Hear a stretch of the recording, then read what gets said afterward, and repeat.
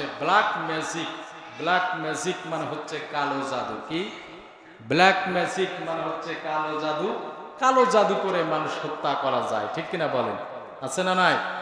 আপনারা অনেক সময় অনেককে হত্যা করার জন্য, বিপদে ফেলার জন্য এই কবিরাজ, হিন্দু বিশেষ করে কাউরা এই জাতীয় কবিরাজের কাছে যে তদবির করে নিয়ে আসেন, তার ভিতরে বিশেষ করে এই ব্ল্যাক ম্যাজিক বা কালো জাদু যেটা বলা হয়, এটার ভিতরে সিঁদুর থাকে, এটার ভিতরে অনেক সময় চুল থাকে। আছে না নাই বলেন?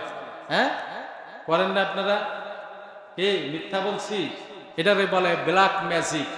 এই ব্ল্যাক ম্যাজিক, এই কালো জাদু বাংলাদেশে এখন এত পরিমাণ বেড়ে গেছে যেটা শিরকের পর্যায়ে, ঠিক কিনা বলেন? আল্লাহ বলে ইন্না শিরকা লাযুলমুন আযীম ওয়ালা ইয়াগফিরু আয-যুনুবা। আল্লাহ বলে আল্লাহ সব গুনাহ মাফ করবে, কিন্তু শিরকের গুনাহ মাফ করবেন না।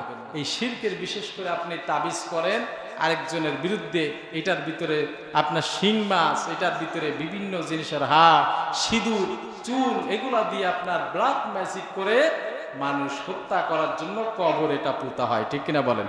আছে না নাই?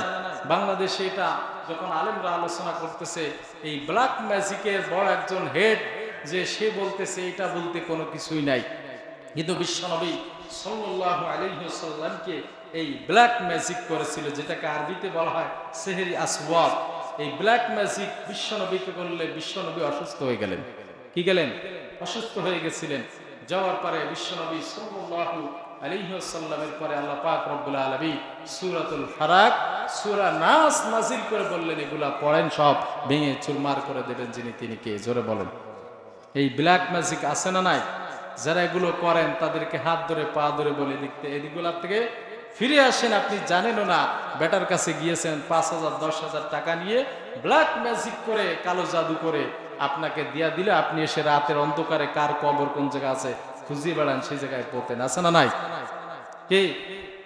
বিশ্বনবী সাল্লাল্লাহু আলাইহি সাল্লাম এজন্য বললেন ব্ল্যাক ম্যাজিক থেকে, কালো জাদু থেকে বাঁচার আমল হচ্ছে আপনার বিশেষ করে প্রত্যেকদিন ফজরের নামাজের পরে সূরাতুল কাফিরুন, সূরা ইখলাস, সূরা ফালাক, সূরা নাস। কয়টা হলো? 4টা। এই 4টা সূরা প্রতিদিন সকাল বেলায় 3 বার পড়বেন। কয়বার? 3 বার। জোহরের পরে একবার পড়বেন, আর আসরের পরে একবার, মাগরিবের পরে আবার 3 বার, এশার পরে আবার একবার পড়বেন।